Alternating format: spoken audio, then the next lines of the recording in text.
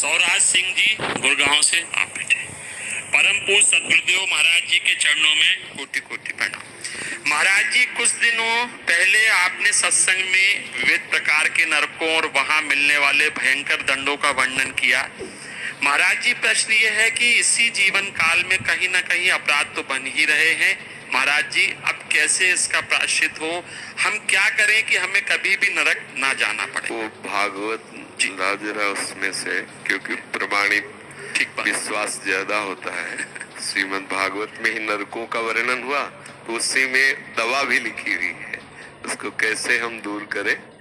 जिस समय अजामिल नाम के एक परम धर्मात्मा पुरुष ने एक दृश्य देखा कि एक वेश्या से शराब पिए हुए गलत संग कर रहा है। बस एक दृश्य ने उसकी वृत्ति बदल दी और वो वेश्यागामी हो गए। सारी संपत्ति अपनी वेश्या को दे दी, यहाँ तक कि माता पिता धर्म को छोड़ करके पूर्ण वेश्या का ही संग करने लगे। परिणामता कोई भी धर्म न रह गया। भागवत प्रमाण वो बहुत धर्मात्मा आदमी थे, इसीलिए साधक को सावधान रहना चाहिए कि कभी भी कोई भी दृश्य तुम्हें भ्रष्ट कर सकता है, यदि सावधान न रहे। उनकी ऐसी दुर्दशा हो गई कि भगवत नाम लेना तो बात जाने दो, ब्राह्मण कुल में जन्म हुआ था, शराब पीने लगे और शिकार खेलने लगे, मृग और भी पशु पक्षियों को मार करके खाना, ऐसा सब। पर यदि कोई पहले धर्म से चलता है तो भगवान कृपा करते हैं और उसे अवसर देते हैं। तो संतों की एक मंडली गई तो गांव के लोग ने उपहास में कह दिया कि वो गांव से पूछा, गांव के लोगों से, कि कोई पवित्र ब्राह्मण हो तो उसके यहाँ रुक जाए, या कोई ऐसा धर्मात्मा, वहां बहुत बड़ा धर्मात्मा पवित्र जामिल है, ऐसा विनोद में उपहास करने के लिए संत मंडली को भेजा। जब वहां गए, पूछा जामिल जी है क्या? बोले हाँ आते होंगे। तो देखा एक दो हिरन मारे हुए और एक मलिन वेश, देखने से ही लग रहा था कि ये पापी आदमी है। कहीं किंचन मात्र मुख में प्रसन्नता नहीं, तेज नहीं, आनंद नहीं। देखा तो उन्होंने कहा कि भैया हमें तो लोगों ने बताया कि आप पवित्र ब्राह्मण और धर्मात्मा, तो रो पड़ा। संत दर्शन से पातक नष्ट होते हैं। उसने कहा महाराज क्या बताऊं, बहुत नीच आचरण करके आज मैं महान पापी हो चुका हूं। मैं शराब पीता हूं, जुआ खेलता हूं, हिंसा करता हूं, चोरी कर, जितने पाप है सब मैं करता हूं। क्या मेरा निस्तार हो सकता है? जैसा आपने कहा, कोई भी व्यक्ति ऐसा नहीं है, छोड़ भगवान और भगवान के निज जन जो अवतार लिए हैं उनके सिवा, जिनसे गलती न हो। शास्त्र कहता है नाही कश्चित क्षणमपि जातु तिष्ठत्य कर्म कृत कार्यते ह्रवशः कर्मो गुणैः स्वाभाविकैर्बलात्। कोई एक क्षण भी बिना कर्म किए नहीं रह सकता, कोई भी। प्रत्येक क्षण कोई भी शरीरधारी कोई न कोई कर्म करता है, चाहे शुभ कर्म हो या अशुभ कर्म हो, प्रकृति उससे बलात् कर्म करवा लेती है। शास्त्र कह रहा है अब वो जिस स्वभाव का होता है वैसा उससे कर्म होता है। आसुरी स्वभाव का होता है तो पाप कर्म अधिक होते हैं, यदि दैवी स्वभाव का होता है तो उससे पुण्य कर्म होते हैं। पर होते दोनों से, क्योंकि शरीर पाप और पुण्य दोनों कर्मों से मिश्रित बना हुआ है। निश्चित है सबसे कुछ पाप होते हैं, सबसे कुछ पुण्य होते हैं। गलत संग हो जाए तो अधिक पाप हो जाते हैं और अच्छा संग हो जाए तो पुण्य अधिक हो जाते हैं। अधिक पुण्य वाला स्वर्ग जाता है और अधिक पाप वाला नरक जाता है। अजामिल जी से कहा तुम धैर्य धारण करो, चिंता तुम्हें करने की जरूरत नहीं।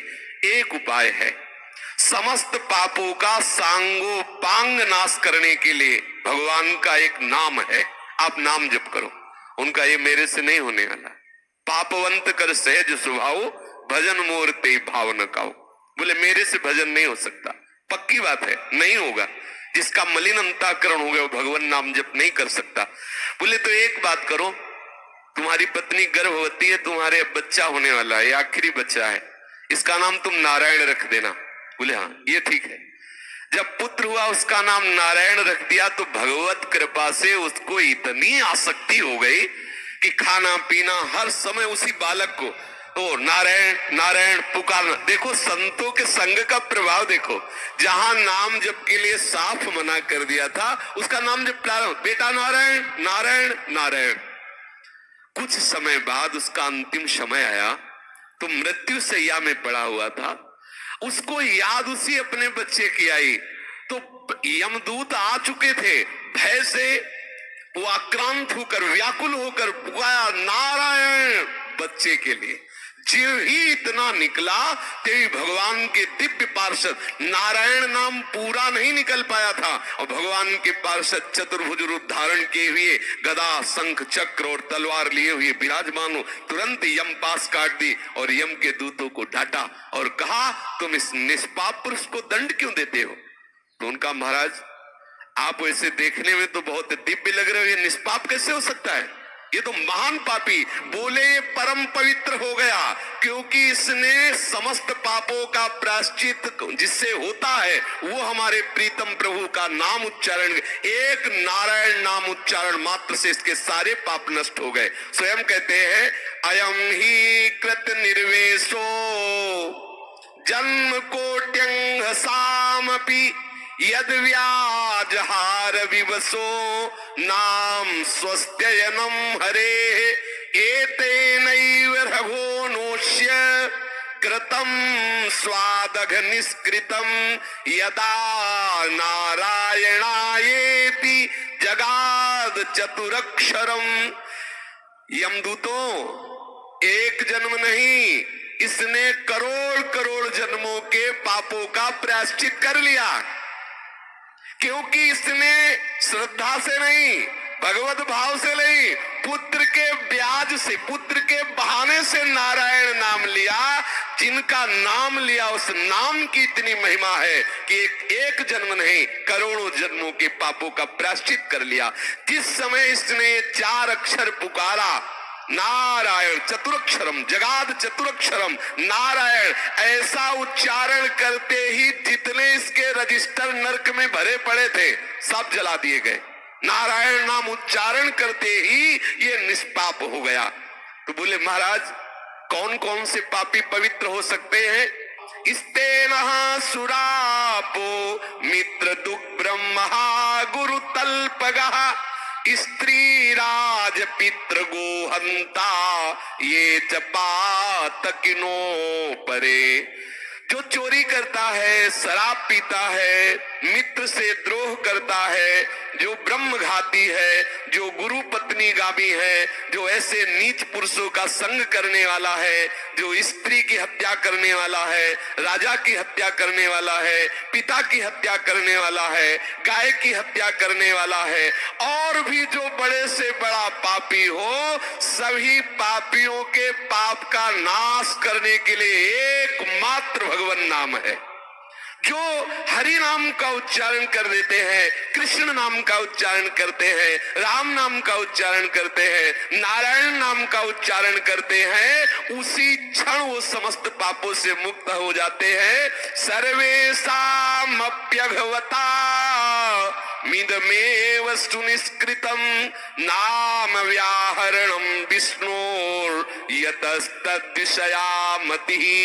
समस्त पापों का प्रायश्चित एकमात्र भगवान नाम है। वो किसी भी बहाने से सही भगवान नाम उच्चारण कर ले परम पवित्र हो जाएगा, उसे गंगा नहाने की जरूरत नहीं। जो ऐसा महापापी है, न गंगा न गया सेतुर न काशी न च पुष्करम जिह्वाग्रे वर्तते यस्य हरिरित्यक्षरद्वयम्। हरि ऐसा उच्चारण कर लिया, उसे गंगा नहाने की जरूरत नहीं, उसे सेतुबंध रामेश्वर गया आदि में पिंडदान करने की जरूरत नहीं, उसे किसी पुष्कर तीर्थ यात्रा जाने की जरूरत नहीं, वो परम पवित्र हो गया।